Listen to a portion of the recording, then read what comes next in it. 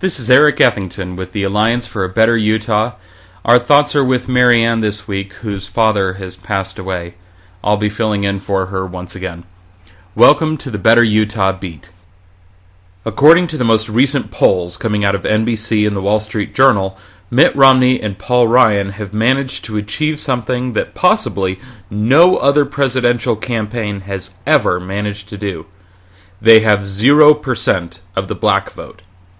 Yeah, you heard that correctly. The percentage of support for the Romney-Ryan ticket among African American voters is 0. Picking up the minority vote has always been a difficulty for Republicans, whose hardline stances against social policies designed to help those who might be at a disadvantage rarely does much to endear them. But this election cycle, we're seeing something different. Rather than try to explain their platforms and policies to minority voters and try to persuade them that they will actually help, many conservatives and conservative legislatures are taking a different plan of attack and trying to prevent these likely Democrats from voting altogether. More than 30 different states, Utah included, have passed so-called voter ID laws. They've been sold to us on the idea that they are necessary to combat the huge problem of in-person voter fraud, which occurs so frequently that something has to be done, even if it means some real voters won't be able to vote themselves. Think about that.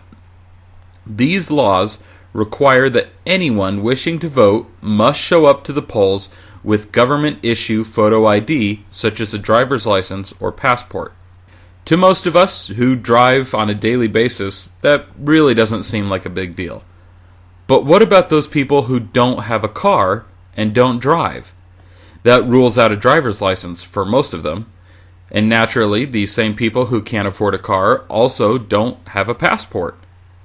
College students, seniors, low or middle class families, minorities, these are all voters disenfranchised by these new laws because they are the most likely not to have these forms of ID. They're also all most likely demographics to vote for Democrats. But wait, say these conservative lawmakers, we've made exceptions to the law so they can still vote. Well, that's partly true. Many exceptions to the law have been made. If you don't have a government photo ID, you can bring in 2 utility bills with you, and that will be acceptable. Unfortunately, these same people who don't have a driver's license or passport are also the same people least likely to have utility bills. Think about your grandparents. Living in a retirement home, they don't have utility bills because they just pay the home a monthly rent. Students don't have utility bills. They just pay for their dorms to cover all the costs. Now, ironically, there are forms of ID that students and seniors are likely to have, such as student IDs from school and Medicare cards for seniors. But these voter ID laws, have specifically barred them from being accepted. In Utah, you can vote with your concealed weapon permit, but not with your Medicare card. In fact, in 2010, Representative Marie Polson actually ran a bill in the Utah legislature trying to change that specifically, to allow seniors to use their Medicare cards as ID at the polls. It was struck down virtually on party lines. Now, is the problem of voter fraud so rampant that it's worth denying these citizens of their most basic and fundamental right to vote and participate in our democracy? Actually, no. It's estimated that between 2000 and 2008, the number of times in-person voter fraud was committed was, wait for it, 86. That's right.